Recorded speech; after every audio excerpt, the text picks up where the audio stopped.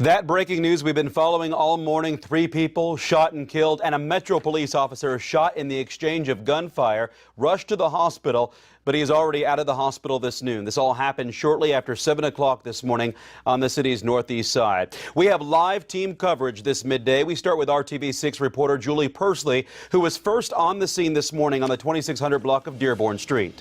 Mark, when we pulled up in this neighborhood not far from 25th and Sherman, Officer Greg Milburn was standing just feet away from us moments after he had been in a gun battle with a suspect. He had a bruise on his abdomen where his body armor had stopped a bullet.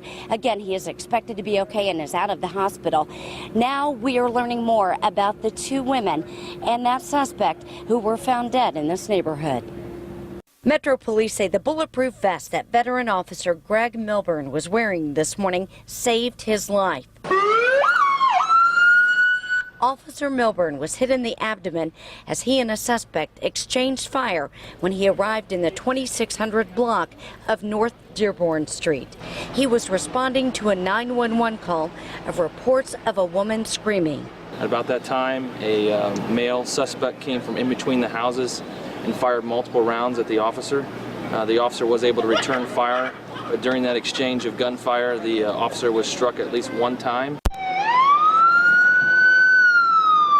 The suspect was found dead between the houses. Inside 2622 North Dearborn, a woman and her niece were found dead.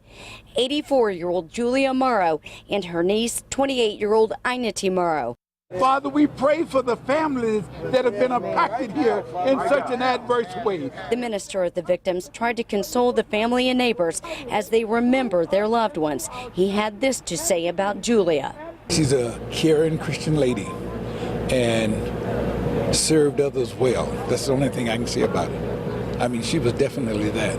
Family members tell RTV6 the shooter was Anissa's boyfriend. He reportedly tried to force his way into the house and shot both women.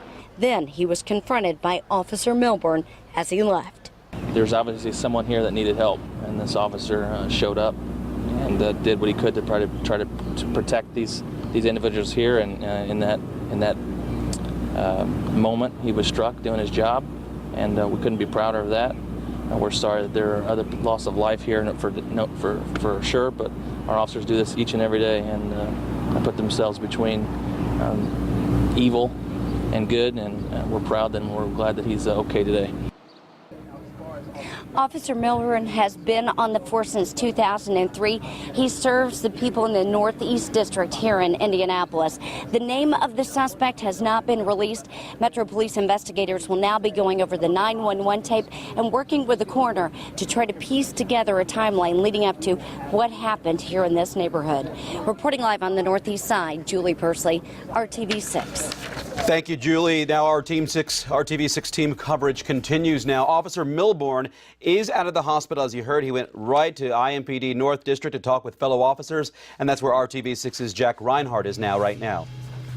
It's been a very dangerous year on the streets of Indianapolis, not only for the 62 victims who have been killed in criminal homicides, but for our emergency responders as well. And we're here outside the North District roll call where Officer Milburn was congregating in the parking lot just a short time ago, talking with his fellow officers from the East District. In fact, he was still wearing part of his hospital gown, the blue covering over his wound. He's a very fortunate man at this hour because that bullet struck only 1 inch above the bottom portion of his vest, and it did nothing more than create a very significant bruise.